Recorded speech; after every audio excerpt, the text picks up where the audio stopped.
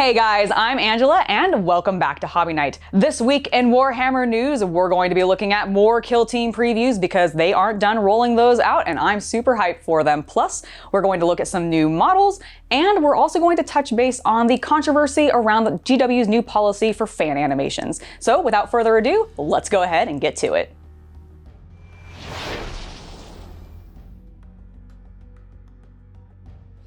All right, let's go ahead and briefly talk about the big controversy this week, which is that GW updated their policy towards fan animations and basically have a zero tolerance for them. And this is really sad to see, honestly, and kind of draconic of them, in my opinion. I really hope that they address this, they hear the outcry from the community, and maybe change it so that it's not so strict, because really this just seems detrimental to their business.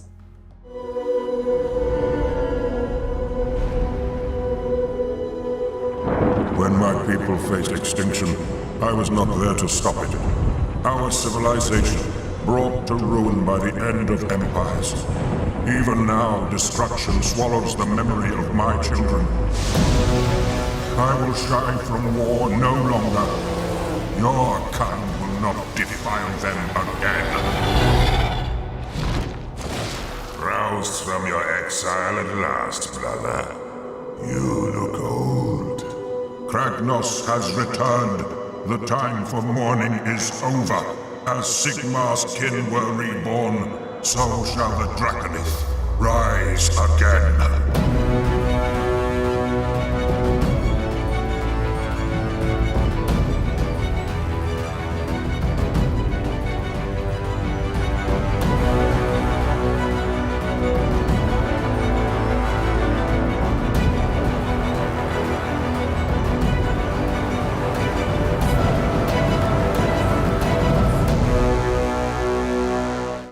Speaking of draconic, I met draconian.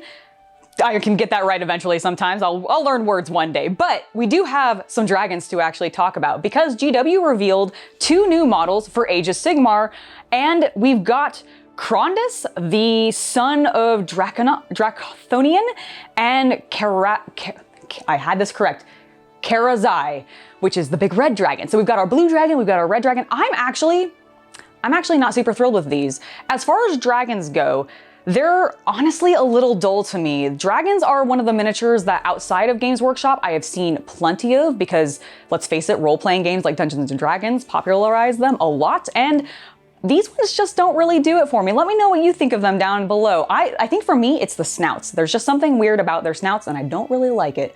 But that's not the only preview that we got for what's coming up. We also got to take a look at what's coming in the Hexfire Box, which I'm super thrilled by. I don't know if I'm gonna be picking it up specifically, but I love that this box is coming out. So what's going to be in it? Because now they've actually revealed, well, I was spot on.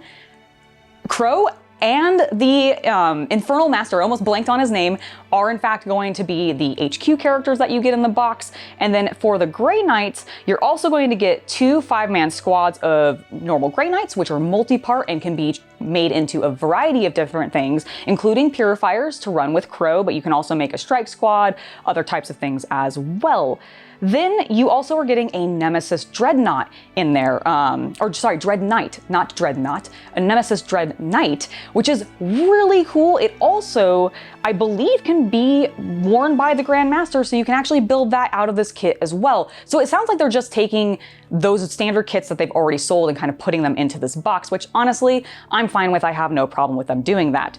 But what are the Thousand Sons getting? Well, the Thousand Sons are of course getting their Infernal Master, and they're getting 5 Scarab Occult Terminators, which I love. Seeing Terminators are hot right now in the game, and I'm sure like lots of people are trying to run them, so it's expected to see them in this box. And then additionally, you're getting 10 Zangors and 1 Zangor Shaman, which I have never actually picked up any of those models. Despite that, I actually really like them. I really like bird-themed models. So that might be the one thing that encourages me to pick this up, just so that I can have a few of them to play around with paint-wise, because I think, I mean, much like painting orcs and other chaos stuff is really fun because you get to play around with color and do whatever you want because they're demons. I think this could be really cool, and I've been on a real kick with using blues, And Thousand Suns obviously use lots and lots of blues. Now, those are the things that we had previewed. We don't know when the Hexfire box is going to be coming out yet, but what we do know is that you can pre-order a variety of some of the sister models that we saw previously, including the Combat Partol, which I actually think looks like a pretty solid box. If you were to buy, I think, 2 of them, you'd get a pretty substantial, I believe, 1,000-point list, which is pretty good. But additionally, on top of the Patrol box releasing, we're also getting the Castigator tank, which I loved when it first came out. I love how chunky it is. It's got that big battle cannon on it. It looks really cool. I think it's just gonna be really fun to paint for like if you really like painting tanks. And then we're also getting Astred Thurga and Agatha Dolan, which is the sister with the banner, and then the model that comes with her that is also carrying the Inquisitorial Eye. So Again, I'm really into banners. I'll probably be picking that up just for that particular model, and because I think she'd look really just cool in a sisters list. Because like, honestly, the sisters models just all look really stunning to me, and eventually I want to have a fully painted army. One day we'll get there. We also have the Battlezone Mechanincus coming out, which I had completely forgotten about, but it's a pretty cool terrain set. It comes with some battle mats and everything, so I'm actually really looking forward to it. And the terrain especially looks like it could be very cool to run with Kill Team, so that might be, you know, very serendipitous of them having it come out soon. And then of course, Necromunda is getting some pre-orders this week as well. We're finally getting the House of Shadows, so if you were waiting on that book, as well as the dice and the data cards, as well as the new model kit that's coming with that, those are now up for pre-order, as well as I believe also House Orlock is getting an upgrade kit, like a sprue as well for that. So I think that includes like additional weapons and stuff. So that is what we've got for pre-orders this week, as well as previews for miniatures. Now let's go ahead and talk about Kill Team. Hey guys, if you are enjoying this video, make sure to hit that like button and let me know about it down in the comments. If you haven't already and you're wanting more content, make sure to subscribe to the channel and hit that bell icon for notifications. And then if you want even more hobby goodness, make sure to follow me on Instagram or Twitter at hobby_night. Now, let's go ahead and get back to the video. All right, we're down to Kill Team. Let's talk about the 3 articles that they talked about this week on the website, because they covered a couple of different things, including and starting with the terrain. Now, we knew with the terrain coming out that they were all going to have individual rules and everything. They had kind of already mentioned that, and they've sort of given us a bit of a better sneak peek of what those are going to be. It's gonna be pretty standard stuff like light and heavy cover, but there are also some new rules like vantage point and traversable, which traversable is an interesting one to me because this kind of correlates with like what they're doing with this weird measurement system using the symbols. In the traversable movement, basically they're using the circle symbol for the 2 inches, and basically it's trying to make movement, I think, a little bit easier by saying like, hey, as long as this terrain piece is traversable, it only takes 2 inches to get over top of it. Now, you can't land on traversable terrain. You can for, you know, something like a vantage point or whatever, but traversable you can't actually land on. So there's some interesting rules coming out with that, and I'm going to be very curious to see how it all plays out and how it's actually going to work when we're actually playing the game. Will this actually speed things up, or is it just going to be confusing because of the weird terminology and like symbols that they're using for designation for measurements? Who knows? We won't know until we're actually able to play, but I'm looking forward to it. Speaking of playing, they also talked a lot about match play this week in an article. There will be 9 missions that they mentioned that you can choose from the core book's critical operations mission section, like their mission pack, which to me implies that we'll definitely be getting more later on.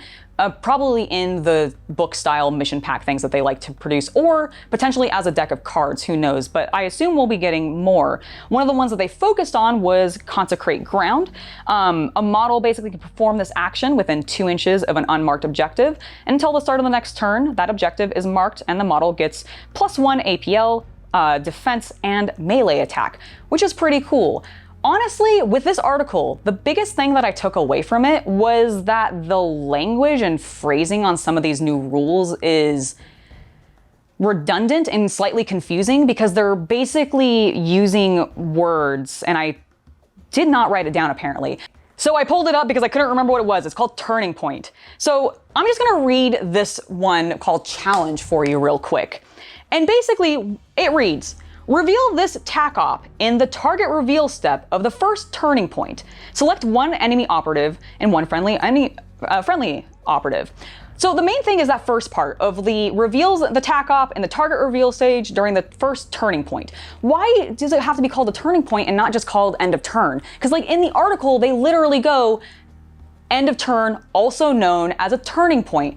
Why do you have to change the name? I really just absolutely do not understand this. And this is throughout all of these articles as we're looking through the rules. There's been lots of like weird phrasing and everything that just is slightly weird, but I don't know. I just feel like they could word things a little bit differently, and I assume this is partially due to localization.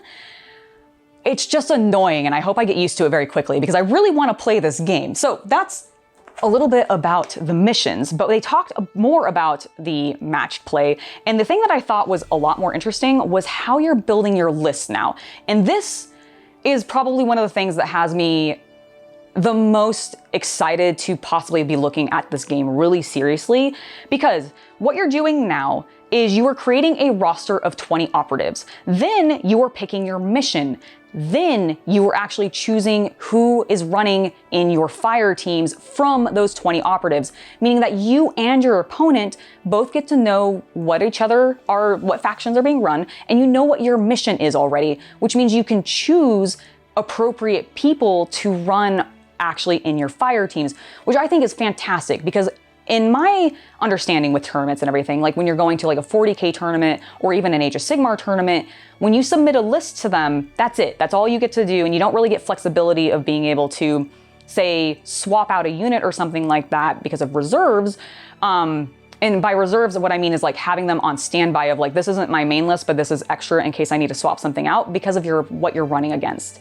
And I feel like this new kill team rule, by being flexible enough to allow people to go, hey, that person's running AdMech, I may want to bring this, or that person's running Death Guard, I might want to bring more plasma.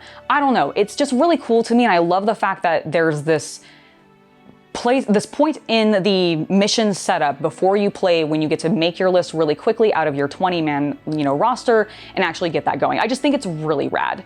And it has me really excited to be playing. I hope that like a league ends up starting and I can participate in it because I really want to see like how this works out and how it all just like functions because it seems really cool.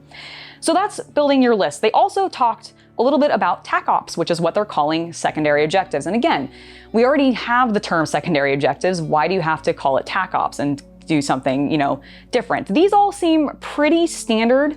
It's really just that I was so hung up on the fact that I'm really not enjoying the phrasing of some of this, the ruling and everything. I just think it's a little confusing. And I know I've said that a fair amount of times now. Let's go ahead and move on from narrative play and move on from match play and actually talk about some narrative play, because they also had an article about that, and this is also equally cool to me, but I feel like more people are gonna end up doing the sort of match system for building up lists and playing and everything like that. So you have spec ops campaigns, which is basically their term for narrative campaign for Kill Team. And you're going to be, completing objectives that are actually through multiple missions, so you may not have them all completed at once.